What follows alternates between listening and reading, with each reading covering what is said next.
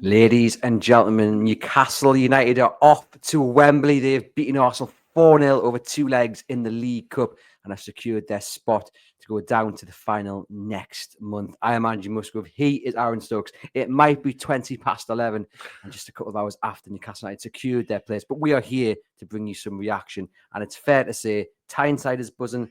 Those in St James's Park were buzzing. We've lost our voice. What an evening. What a night. I think I should just start by doing something that I don't usually do on this podcast, and that's apologising to Andrew Musgrove. Because if anybody's been listening to us, as I'm sure you have for the last couple of months, Andrew has had the hotels and the trains and the plans formulated since what? Wimbledon? Forest away on pens, maybe? That is how confident you have been of Newcastle getting the final, and I've shot you down at every opportunity. So I think this is my apologies to you. They've done it. Oh my goodness me. That's like, I was already buzzing, but I've got an apology of Aaron Stokes, essentially telling me that I was right. Do you know what? I don't know what it was. When I saw the draw against Arsenal and everybody went, oh, I just went, get the hotel book. I texted you and I said, we're going to Wembley. And you said, no, sit down. So I just had a feeling there was something about Newcastle United. They were in a great run of form then. But even tonight, okay, I wasn't as confident as I would have been 3 or 4 weeks ago. But I still felt to do it. You know, St James's Park under the lights, it relied a lot on the crowd. I think that's where we need to start first and foremost, because it is a cliche, the 12th man.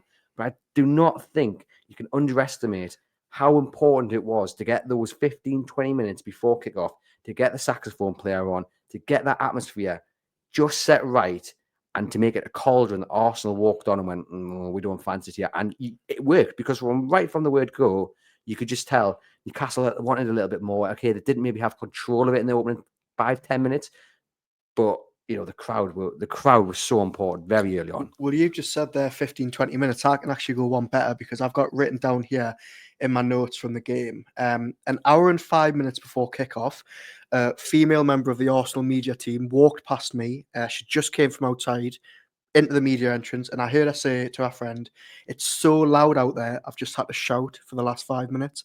And essentially that was 5 to 7, an hour and 5 minutes before kickoff. The teams weren't even out yet, and that was just the fans walking from the Bobby statue to their turnstile. I mean, that set the tone from first minute. There's been so much debate this week about Hey Jude, AC/DC, Johnny Blue Hat, the sound system, the announcer, everything. They got it spot on tonight. And I can't believe I'm saying this, but from the catalogue of tunes they played to just everything pre-match, as you say, was perfect. And I didn't feel nervous at all today. It was weird. I felt sick to my stomach for the derby last year. As you know, you were with me pre-game. I felt sick to my stomach for PSG. Today, I have felt nothing but calmness. And that is because, as we said on Monday, these nights, these games are the ones where Newcastle United turn up, and that is because St James's Park is so unplayable for opposition on nights like this. Yeah, indeed. Every challenge was just cheering. You could just see Arsenal did not want to be there. And I think, bigger picture for Arsenal, they haven't got the characters. You know, they've got a very weak mentality. You look at Trossard, you look at Kai Havertz, and I don't doubt for a moment the message beforehand was, you get in their ear, you get in their face, because those two plus the manager are the weak links in terms of they're so close to snapping every time. And Havertz was targeted throughout, and he couldn't handle it. But in terms of the performance from Eddie Howe, the tactics, because that is the other big point. There was a lot of raised eyebrows when the starting 11 dropped. We all knew that Joe Linton probably wasn't going to make it, and we all said, well, it's got to be Longstaff. I would want Miley, but it's going to be Longstaff. And it wasn't. And then you looked at it and you said, well, we're there. So Botman comes in, Trippier comes in, Livramento drops out. What's he doing here? Is he playing 4 at the back and Hall goes in the middle? Or is he playing 5 at the back and kind of parking the bus? Was some of the concerns from people around me. I tell you what, as tactical performances go, that might be the best performance in Eddie Howe that I've ever seen. Yeah, and it could have gone the complete other way, because we were talking before the game, and if that had gone wrong tonight and Arsenal had come back and Newcastle had crashed out, the first thing we would be saying tonight is, why did he change it? Why did he change a winning formula, 4 at the back? Why did he go to this system that they've hardly ever played before?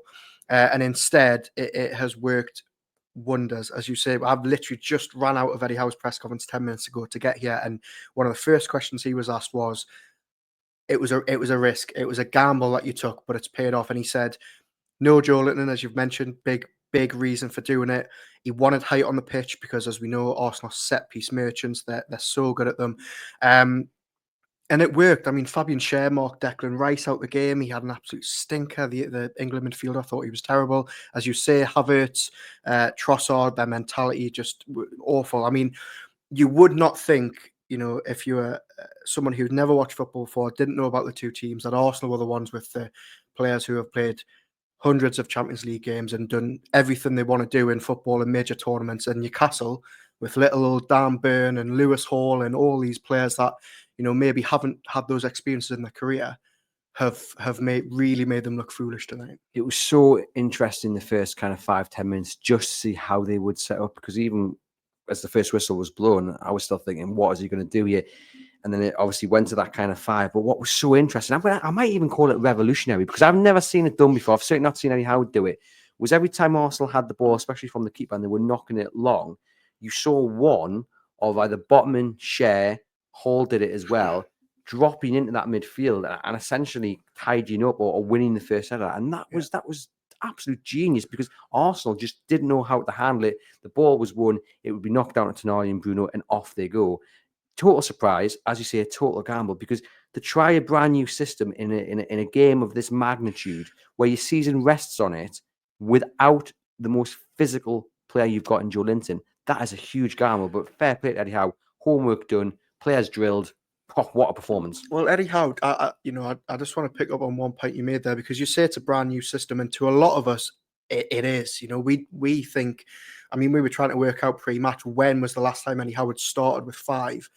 But listening to Eddie Howe talk before the game on Sky, where he was getting asked the same questions off Redknapp and Given, he just totally played it down. He's like, yeah, you don't worry about the system. We're adaptable. We can change. And again, after the match, he said, we've probably used that system 4 or 5 times at this stage of the season. It's just because they're using it mid-game, you don't realise. And I think, well, yeah, maybe we saw that in the first game of the season against Southampton when they went down to 10 men. But as you say, it's all well and good doing it when you're 1-0 up or you're a man down or the game's won. Biggest game of the season.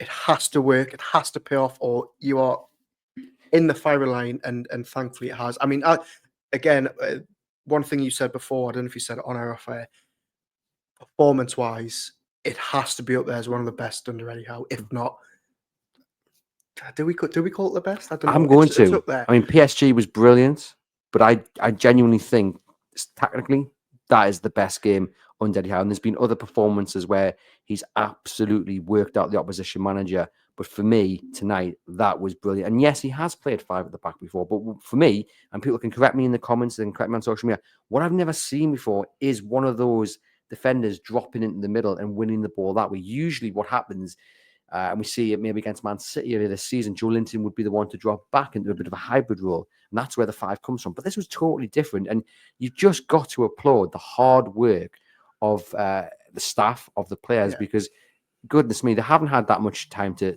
turn it around from that defeat to Fulham, which would have made things a lot harder.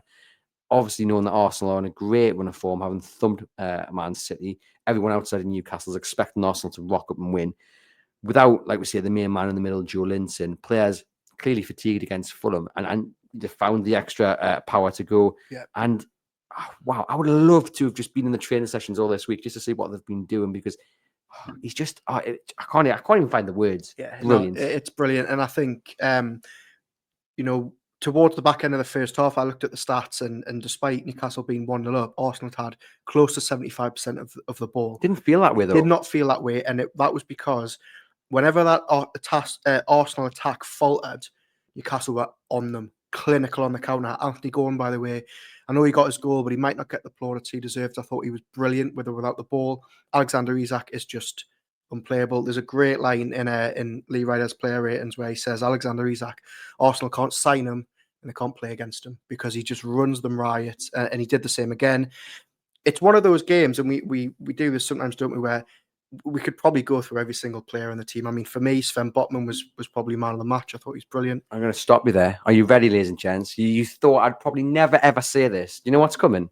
I think there's 2 things I'm thinking, and they both concern different defenders. My man of the match, Kieran Trippier. Okay. Yeah, I thought he was brilliant, wasn't he? Absolutely brilliant. And I would have fought with everything to say, don't bring him in. but that formation suits him.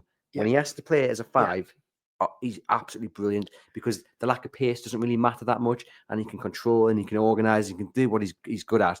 But also the other side of his game totally got the better of Trossard and Habit and a few others as well. Gabriel, it's just in their face, and absolutely brilliant. My man of the match, you know. And look, I've said sell him, but on that performance tonight, I can see why you're such a big fan. Well, there was two things I thought you were going to say there. One was potentially Kieran Trippier. The other I thought you might mention was Fabian Schär, who, you know, you may or may not want to go on a free in the summer. I thought he was, again, sensational. Played that free role so well. Trippier, fantastic with the ball, you know, all night. But for me, the best part of his game was just the leadership, the complete getting in their faces, rattling them. There was a brilliant moment when Havertz went down in the second half, went down really easily, and Trippier just stood over him and shouted in his face. And it was like, that is the nastiness, that's the horrible streak that you need in these games. Brilliant performance from him. Again, every man to a man. Dan Burn, Lewis Hall, Dubravka when he was called upon, Tonali, Engine, Bruno, quality, just Murphy. What a moment for him. And also, just on that, just as a little side note, the semi-final against Southampton, Sean Longstaff gets the goal. First goal in the Champions League against PSG, Miguel Almiron. And tonight, Jacob Murphy now writing his name into the history books as well. Fantastic. 3 of the most heavily criticised. Exactly. And they've all had their moment in the sun. Brilliant. Well, we should talk about the goals. Jacob Murphy got one and Anthony Gordon got the other. Before we do talk about the goals, just a reminder, this episode is sponsored by NordVPN. Do hit the link in the podcast description box to get your heavily discounted exclusive offer and protect yourselves against scammers and hackers. And look, if you're going down to Wembley, you'll need it because you'll be on public Wi-Fi, and having NordVPN for a very small price will protect you. Last word on Trippier for now. He was so important because throughout the game, and we have the benefit of sitting really close to the touchline, you could see nearly every single player at one point or the other was turning around to the dugout and getting instructions, and Tyndall and Howe were pointing and gesturing. And Kieran Trippier was a massive part of getting the message across, and you could see he was doing the same and acting pretty much like a third manager, or a second assistant coach, however you want to call it. And it's that organisation, that leadership that Newcastle have missed at times. And look, he's lost a bit of pace, and he probably isn't. He's not the long-term answer, is he? But tonight, when you need someone who's the glue, someone who can hold everyone together, and someone who can direct and push them in the right position, there's no one better than Kieran Trippier. Well, it's interesting, isn't it? I've seen a lot of people this week calling for Trippier to come back in because they just know in this type of game it's what you need. Again, I feel like I say this every other week on the pod, but we go back to that final in 2023, don't we? He was the only one in the dressing room who has got that know-how. He's been in these games before. And I think it's just a bonus that actually tonight as well, he was brilliant with the ball. He was brilliant going forward. He was brilliant defensively. That will have done him a world of good because it won't be easy for him to sit on the sidelines. There's a lot of interest still in his signature. The Turkish window is open for another 8 days. That tonight was justification for how not just wanting to keep him this window, not just wanting to keep him in the summer, but wanting to keep him last January as well. That is why he has fought to keep Kieran Trippier. Yeah, brilliant performance. And as we said, not the only ones. First 5 minutes saw Arsenal, were really pushing Newcastle. United won a couple of corners, but then Alexander Isak had that chance which was ruled out for offside, and it was very, very close. But I mean, the goal itself was absolutely superb, and it kind of summed up Newcastle's evening. Really, just pressing Arsenal, then moving quick on the counter. Wonderful ball over the top, and Isak finishes as we've seen him do. And I guess the main question from that is proper character test, because the celebrations, I don't know about you, you're probably a little bit more contained in the press box, but I very nearly went over the row in front of me, as did everyone else around us. And you celebrate and you're hugging total strangers because the first goal was so important, and then you see it come up on the screen, and then it takes an eternity. I think that's a massive show of character to then come out the other side, not feeling down for yourself, but saying, do you know what, we'll go and do it again. And someone in front of us said, we'll score again. And obviously they went on and did do.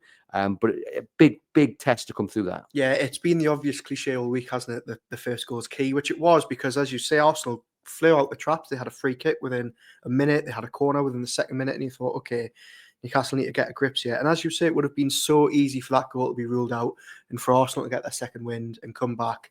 As you say, it was the first goal was typical of Newcastle tonight, brutal on the counter, clinical when they needed to be. Gordon doing really well at sort of being that anchor between the defence and the midfield with his running.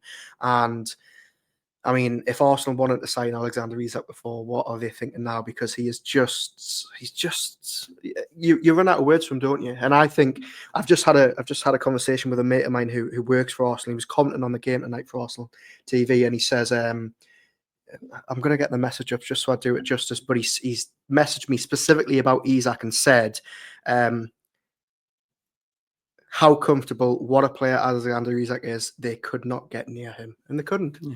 And he didn't even get on the score sheet officially, you know, which shows you the strength and depth in terms of the goal scorers that Newcastle United have. Before we get on to the actual goals, I did get in the back then. I promise you, gents, we will do. Just a word for the referee, because I don't know about you, Aaron, but the last two games, and we don't want to focus on this too much, but I've got to mention it. I thought he was dire. Simon Hubbard, I thought he was really bad. He didn't want to hand out any yellow cards, and Arsenal were just fouling and fouling. There was one moment when Declan Rice in the second half brings someone down and he points to him and goes, "You've done it 4 times, no more." And it's like, it's the 4th time, just book him. I wrote this in our live blog. I thought I'd missed the yellow for Rice because I thought there's no way he's got away with that challenge from it without a yellow card. But saying that, maybe it's because I had my head down and I was doing another million things, and I was thinking about Wembley and trains getting booked. I don't know. It's not important. It's not important. Anyway, and like Saturday, it didn't have an impact on the game. What is important is the first goal from Jacob Murphy, and yet again, you're just seeing the class of Alexander Isak, because for him to manage to get the ball under control like he did, I mean, if you or I try that on Monday Night Football, and I've seen you, Aaron, that ball's going out of touch, you know what I mean? But he somehow controlled it with like his inner thigh, runs on, left foot. He doesn't have time to think, let alone breathe. Off the bar, and then Jacob Murphy running in, and I just can't think about what's going through his head at that moment in time, because like that is the goal that sends Newcastle United to Wembley, but it's coming at your pace. There's not much room between you and the goal, and then obviously you can blast it in the Leazer's end, keeps it down, a kid hits the post. Such a difficult shot because he's actually going the other way to it as well. Brilliant from Jacob Murphy. Would have been unbelievable if Isak had scored it. What a goal it would have been. Yeah, weirdly, I've just mentioned that Almiron goal against PSG, haven't I? And it was similar in many ways. Same end, same sort of rebound that was coming out. Isak involved. Similar celebrations where you see this heavily criticised player streaming towards that Leazer's east corner. Yeah, brilliant. And for Murphy personally, boyhood Toon fan, you know, playing out of his skin this season, that will have been fantastic. Great scenes in the celebration as well, where Trippier sort of turned up to the crowd and was pointing at him as if to say, "This is your man. This is who you've got to thank." He's got a free hit, isn't it, to the end of the season, because they haven't got anyone to come in his position. If he can keep being fit, continuing this great run of form, there's no reason why. But and nobody's gumming at that, really. I mean, they are behind the scenes. Well, not behind the scenes, but they are, because Newcastle haven't signed anyone. But nobody's going into these games thinking, "Oh, Jacob Murphy's playing right wing." It goes back to what really matters to Newcastle United fans. And yes, in an ideal world, they go out and sign the right wing, and Jacob Murphy competes with him, but probably doesn't get ahead of him. But that's not the case. Not an ideal world. What matters to Newcastle United fans more than anything, and take away the money, take away the wealth, it's just that you give 100%. You give 100%. That's what Jacob Murphy does week in, week out. The difference between him and Almiron is that he's actually returning the goods now.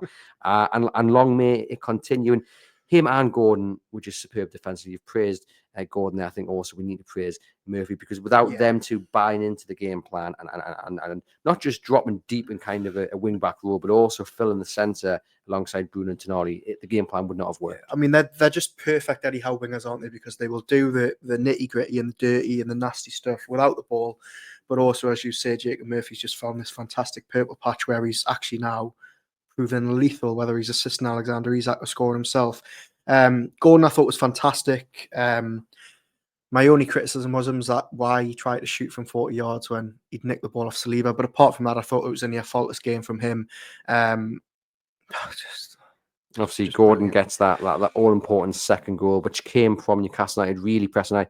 And what is Fabian Schär doing? I don't know, but that, on the edge of Arsenal's box. But we had that in the first half. Dan Burn was just proper bouncing up the field. And again, that's a massive risk and a massive gamble. We can sit here and say it worked, but it didn't half give me palpitations. But I think what we found very early on, and no doubt Eddie Howe spotted this and his scouts spotted this into the build-up and watching games, Arsenal's keeper did not look comfortable with the ball at his feet. Every time he got it, he looked nervous. And then all of a sudden, you've got Gordon breathing down, Isak breathing down. You could see the way they were pressing. It was kind of in a triangle, and it was so beautifully worked. And they definitely had him as a weak link. For me, the weak links really surprisingly for me were Saliba and Gabriel. I mean, these generally on their day are two of the best centre-backs in the Premier League, if not in world football. They're probably the best partnership in the Premier League. They looked slow. They were dilly-dallying on the ball. They looked like they couldn't keep up with Isak. They were fouling them. Gordon, I mean, for Newcastle United's front three to make those two look so bad tonight shows how well that attack did, because you don't often see both of them, not even just one of them, both of them having games like that. But again, that's credit to what Newcastle were doing without the ball. From one bad defensive pairing on the night to one defender who came back in, the Rolls Royce, and sadly it went off. Hopefully, just with cramp, not a major injury. Yeah, no. Eddie Howe didn't really seem to know what was up with Botman. He said Tonali came off with cramp. He didn't say the same about Botman, which always makes you think. And Botman was looking a little bit sheepish before he came off. He went down a couple of times. Hopefully, nothing too serious. Absolutely superb, wasn't he? Yeah, he's brilliant. I mean, he looks like he has not missed a beat. There was one moment in the first half when the ball drops to him and he just kind of side-foots the player, and you just think, bloody Nora, brilliant, absolutely brilliant. And it worked really well. I mean, are we playing five at the back from here on in? Eddie Howe was asked that as well when we just spoke to him. I can't remember what he said. I think, typical Eddie Howe answer. We'll see. But I mean, we didn't know before this game who was going to play centre back week in, week out. Now it's anyone's guess, isn't it? And the midfield too, absolutely brilliant. And Tonali and Bruno, again, not something I thought I would be saying in terms of how many numbers were in the centre. So we've run out of words to describe Tonali in a positive manner, because we've said all that needs to be said. He just is fantastic. Yeah, and I think in games like this as well, he's got a little bit of the Trippier about him, where he's got the sheer brilliance with the ball at his feet, but also he's got that know-how, hasn't he? And I think he's got that little bit of a nasty streak here, and we didn't really see it tonight, but in a game like that, he will have the players back. Bruno as well. There was one moment at the very start of the second half where he went flying in on Trossard, didn't he? And he got booked for it. And I was just thinking to myself, Bruno, come on, you don't need to do that. But he really channeled it after that. He made sure he didn't get a second boot. And I had visions of Gaza coming off the pitch in tears, knowing he's going to miss the final. Isak going like that to Howe, watch him. But thankfully, he channeled it well second half. Well, it's funny because one of the criticisms that I've had of Bruno is perhaps, is he the right kind of leader to be captain? We've spoke about the captaincy, haven't we? And there was a moment in the second half when Trippier has gone, shall we say, face to face with, I think it was their left back. Excuse me, I can't remember the Arsenal guy's name. And he's pushing him. And then Bruno's come in and he's just made sure he drags Trippier away. And I thought, oh, the roles reversed here, because usually it's the other way around. But Bruno really showed his leadership there. I thought he was superb tonight. Doing that thing that I hate the most, winning them fouls, but just picking the right pass. And that's what you've got with Tonali and Bruno. You've got players there who can pass it short, but can then also ping at that 30-40 yard ball over the top to Isak. And we saw it with Dan Burn as well. They're hitting Anthony Gordon with the same the same kind of pass.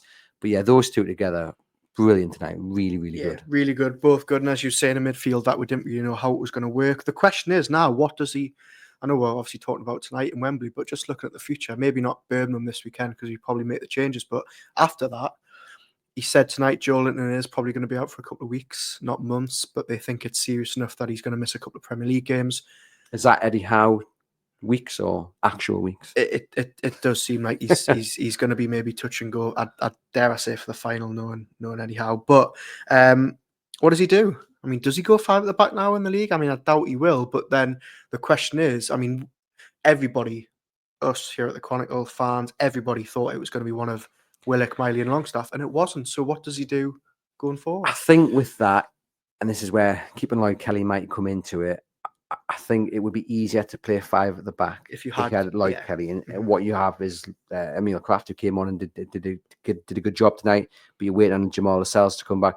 I don't think he's got the depth to play Yeah. that week in, week out, as well as it's worked. And look, did it just work tonight because it was Arsenal and they knew how Arsenal were going to try and attack them?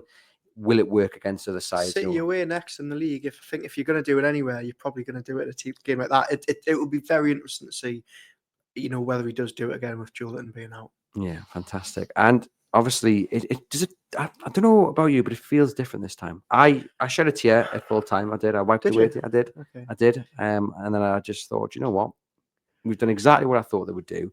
It just feels different. The last time out, even at the semi-final, even before we even remember Wembley, it felt like a massive relief, massive pressure off our shoulders because we hadn't been to a final since 2000. And it was so new, wasn't it? Yeah. It was such an alien feeling to a full generation of fans. Anybody who'd started supporting Newcastle from noughties, from 2000 onwards. I agree. I think it feels different this time, and I'm glad. I'm really glad because the one thing I don't want to happen is that, look, last time was brilliant. We all loved Trafalgar Square. We all loved the occasion. I'm not bothered about that anymore. The only thing I'm bothered about next month is coming back with a trophy, whether that's beating Spurs or beating Liverpool. I'm not bothered about the pints beforehand. I'm not bothered about seeing my mates down there doing our live talking. Just get that plug in there. This time it is different. And Eddie Howe was asked after the game, somebody mentioned, it does feel different. And Eddie Howe says, yeah, it does to me as well. And it will to the players. And he admitted that they've learned a lot from last time. I think even though I've just talked about the fans there sort of feeling grateful for being there last time, I think there was a sense of that with the players. No matter how hard Eddie Howe tried to fight it, it was just an occasion, wasn't it? I think this time they will go there thinking we're not here to make up the numbers. It feels like we belong there now. Yeah. Last time out, it felt we were grateful to be there. We'd got an invite in the post, maybe by mistake, sort of thing.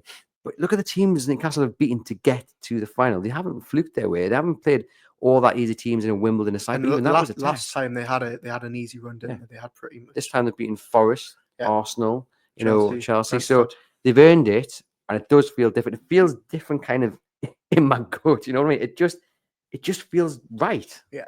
And look, I don't want to come across as a bit of a Scrooge there and put it down on it. And by all means, go to Trafalgar and enjoy it. I'm sure I'll be there as well. But what I mean is, I hope that's just an added extra this time, rather than it being the be all and end all of the weekend as it was. And I think we just need to take the emotion out of it. As you say, we've been there before. It was great. Everyone was emotional.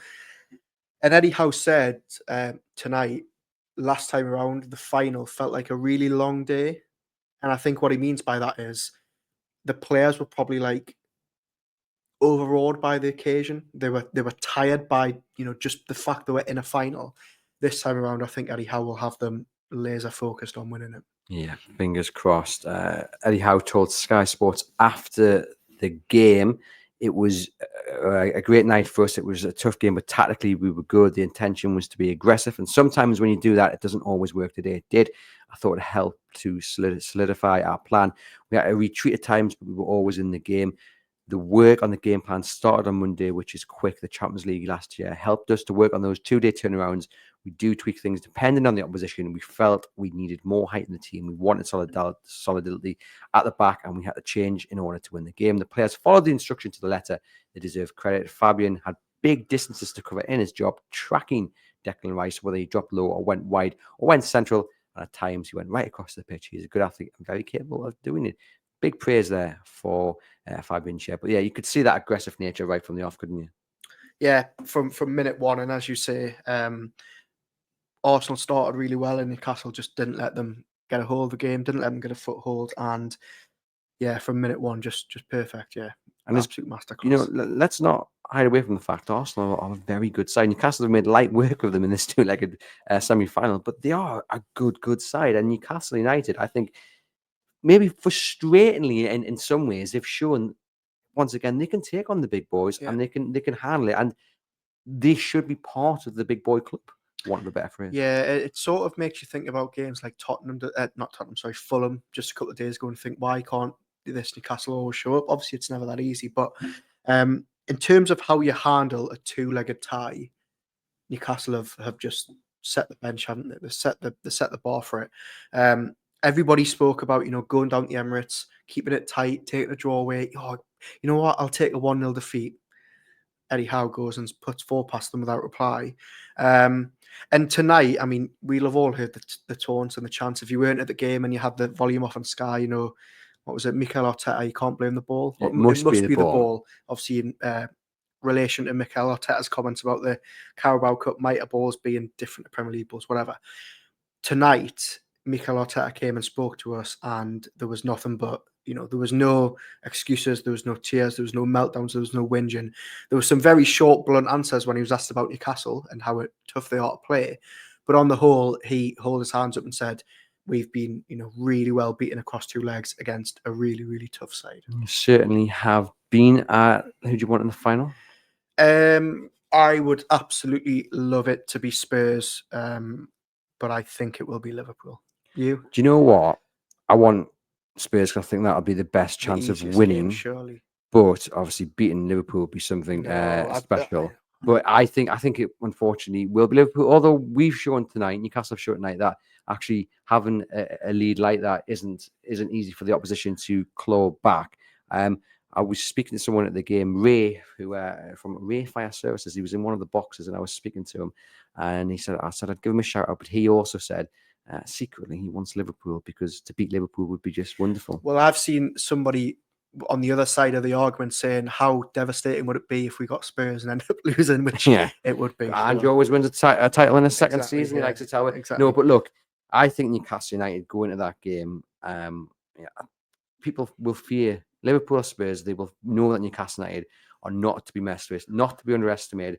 And there was an Arsenal fan who was in a live chat this afternoon when I was on with Sam Mulliner, and he said he'd be back. So if you're coming back into the comments, this is a pre-record. Because you were underestimating Newcastle United. Now, you said Arsenal would win 5-4-0 or something like that. I told you not to underestimate Newcastle United. I think there was a little bit of that. I think there was an expectancy from some Arsenal fans, maybe not from Arsenal players themselves, but it also drip feeds in, doesn't it? They'd come up here and they'd win. But they're a weird fan base, aren't they? I know I don't like to say it, but they are. So, but no, I think there was. But I think, you know, that is massively underestimating what Eddie Howe's Newcastle could do, and it's massively underestimating, you know, what that stadium is like. You know, I mean, coming to Newcastle United and winning a game like that on one leg is tough enough. You know, bearing in mind a 2-0 defeat, 2-0 aggregate lead. On that, does it change your mind, or people listening? Does it change your mind about leaving St James's? Oh, that is a question, isn't it? Because for me, you know, I'm on the fence about the stadium. One day I'll wake up and think, you know what, maybe it's time to go. But then nights like tonight make me think, would you not be crazy to not try and stay and develop and make it better and extend and keep that stadium? I think the issue with that, and we don't want to dive too deep into it because we are celebrating. I think the issue with that is that you look back on games, maybe Fulham and Bournemouth, where the atmosphere hasn't been brilliant. And obviously, you're never going to be able to always guarantee an atmosphere like tonight, but it has to be more often than not that it is like tonight. And not always is. But does that not lend weight to the argument that, I mean, Fulham, games like Fulham, why do we need 20,000 extra fans? You know, the atmosphere is going to be no better with 70 rather than 52 in games like that. So, yeah, look, it's a conversation it's a pod for another day. Yeah, but for another episode, isn't it? I think for me tonight, walking into the stadium, seeing the fans, seeing the atmosphere,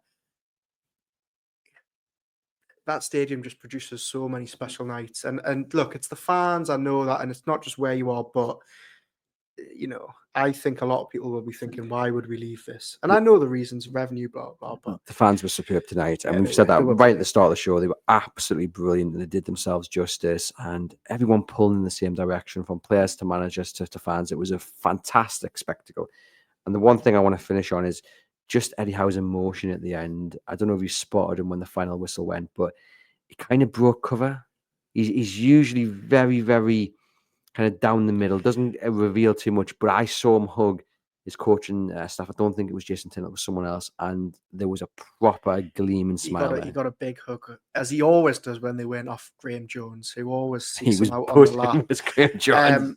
I didn't see Howe at the end, really, apart from that hug with Jones, but what I did see was when Isak scored that first goal and it was disallowed, and Howe went a little bit mental on the touchline, which he doesn't usually do when Newcastle score. So Yeah, I've got the. I'm going to put the video up on I've social got plenty media bits too as well because to share. there's so much that we want to be able to show you. So do check out TikTok and Facebook as well.